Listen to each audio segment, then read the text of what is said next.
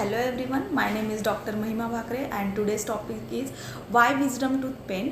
आणि असं म्हणता येईल की अक्कलदाढ नेहमी का दुखते.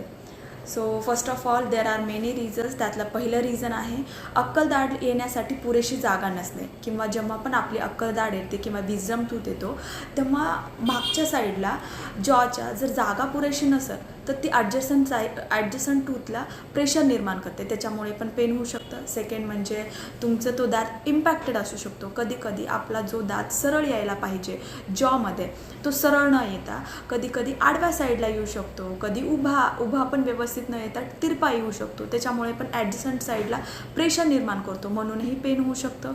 त्यामुळे स्वेलिंग पण होऊ शकते किंवा कधी कधी तोंड उघडण्यासाठी पण आपल्याला त्रास होऊ शकतो.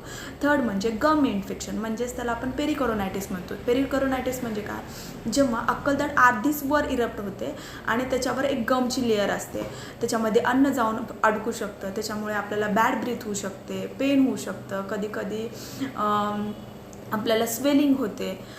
तर हे सगळं आपल्याला विजडम टूथ येताना होतं आहे. फोर्थ म्हणजे आपल्या ॲडजस्टंट टूथला आता ती दात व्यवस्थित आलीच नाही आहे तर बाजूच्या दातावर प्रेशर निर्माण करायला, बाजूचा दात म्हणजे काय सेकंड मोलार, तिथे आपल्याला कॅव्हिटी निर्माण करू शकते त्या दाताला, त्या दातामुळं पण पेन होऊ शकतो.